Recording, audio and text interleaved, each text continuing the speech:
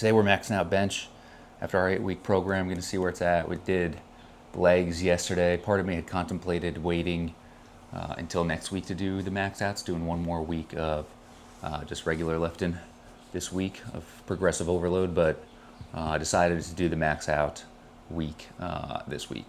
Legs weren't where I was really hoping they would be. The squats are a little bit stronger than where I started at, but no biggie. We'll just keep pressing through these max out days and then reevaluate, make some adjustments on the program as needed, and then get right back into it. It's basically never ending. So just starting off with warming up here.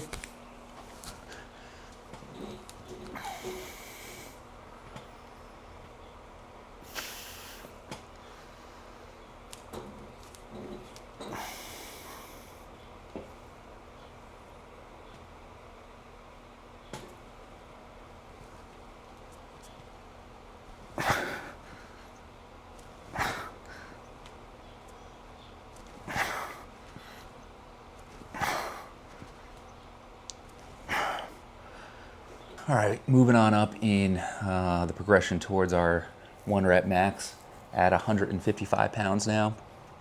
Just a couple things about the bench press. So things I'm going to tell you is what I like to do. It's not necessarily what competitive lifters are going to tell you what to do or tell you to do, but it's what I like to do, because I've noticed I do take a lot of advice from a bunch of different people online, and I got to the point where I was just way too overcomplicated with a simple movement such as the bench press. A lot of the things were great, a lot of things work for those people, but I'm going to tell you what works for me. So first off, a cue that I took long ago was making sure you had a nice firm footing on the ground. Some people will put weight plates on the ground to give them a little bit more elevation so they're not tiptoeing around for the ground while they're trying to push the weight up off their chest. What that does is just gives you a nice stable base to get a lot of your force from. Moving up from the feet would basically be the legs. So like I talked about, you want to have that nice firm base, just essentially gives you somewhere to where the energy isn't escaping your body. You're pushing it down into the ground, and that's allowing you to get that weight up off your chest. So with that, you're pushing with your feet, and you're pushing those shoulder blades back into the bench. So you're keeping a nice, firm, wide platform on your shoulder blades down into the bench. You you unrack the weight. You have your arms. For me, I like to have them about shoulder width apart. Now again, something that you're going to see a lot of powerlifters talk about is the wider the better, and that is because that decreases your range of motion. So you don't have to travel as far with that weight if you have your arms wider out. I tried that for a while. It just felt like I was in a compromised position and not able to get my full strength into the lift. So I brought my arms back to where I felt they were comfortable. That would be my recommendation, only because that's what works for me. Stop overcomplicating it. And for me, that is just about shoulder width apart. Also, a big cue that people will talk about is keeping your wrists nice and straight. Again, that's just allows you to apply that direct force all the way up through the bar. When they're bent like this, you kind of lose some of that strength, and it's just another thing that can help you add a couple pounds to your bench. Again, that being said, not comfortable for me, so my wrists do kind of bend back a little bit. Then you come down, competition type press is you get it down onto your chest, and then you wait, you pause until you get the cue from the judge to push the weight back up. Or if you're just in your garage, bench pressing, trying to get stronger, you're a little older, you want to be in better shape, you just go right back up into the concentric. Don't allow any of that energy to escape. That's all stored up in your muscles in the eccentric, and just push it right back up to continue with your reps. That's how I do bench press. That's what works for me.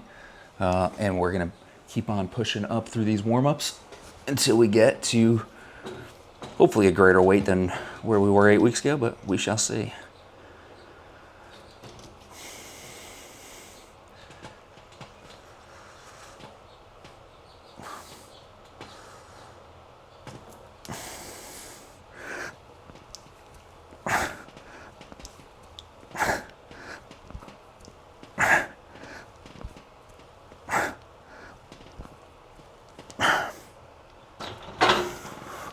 All right, moving up, probably hit 225 next. All right, I said I was gonna hit 225 next. Instead I opted for 205. Just give me a couple weights between where I'm at and what I want my max to be. You also notice these safeties here, they're kind of in an awkward spot for me. They're basically in between where I want them to be. So one hole's a little bit too high to where I hit the safeties every time, and one hole's a little bit too low to where I'd be pinned underneath the weight if I were able to get the weight down to those safeties. I prefer safety bars for bench press. That'd probably give me just the perfect height. However, I found that if I put one at the height that I prefer and one a little bit lower, that gives me just enough room to slide out from underneath the weight if I get the weight stuck on the safeties. When you're maxing out by yourself in the garage, you're probably gonna want, or you're definitely going to want to have some form of safety bar or straps so that you don't end up hurting yourself. All right, 205, we're just gonna knock out a couple reps of this and then press on up to 225 after this.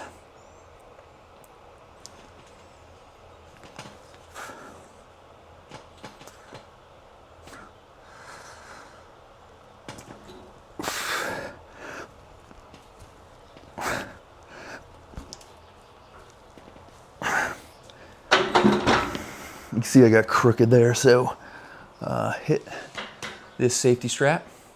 We'll make sure we have that nice and figured out when we get up to the near max weights.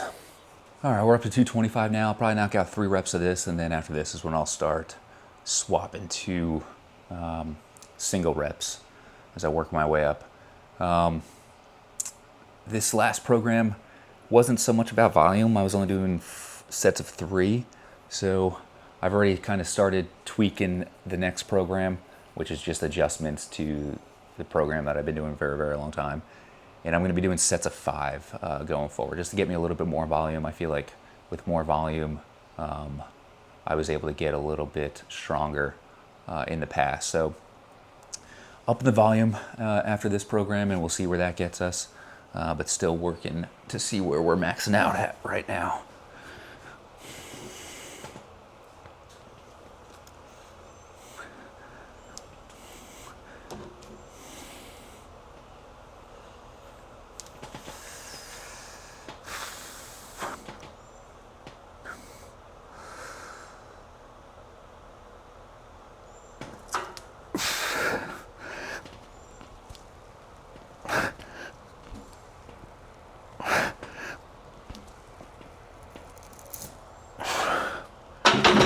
Really not feeling great.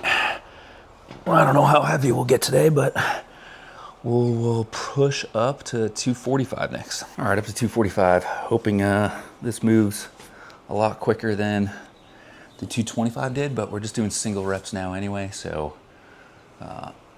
we'll see. We'll see where we're at here.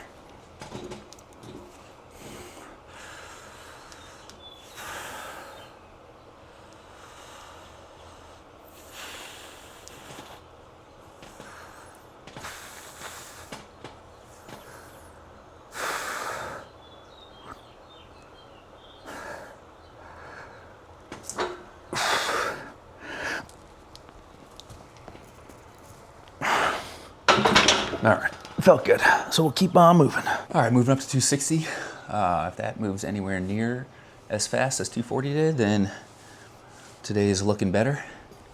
But we will soon find out.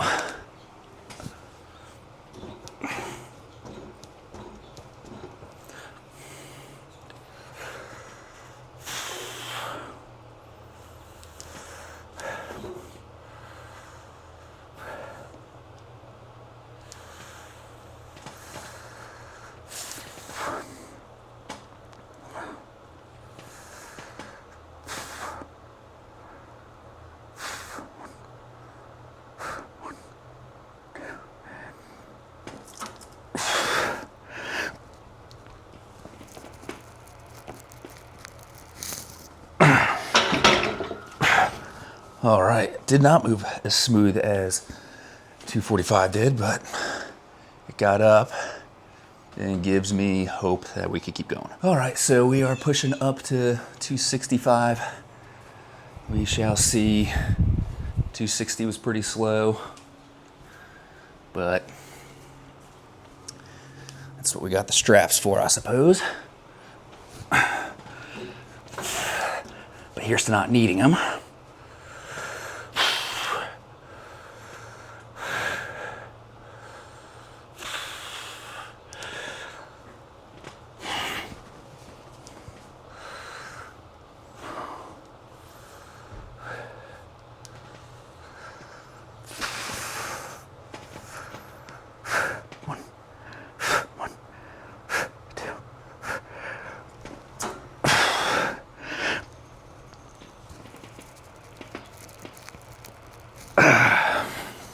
And we needed them.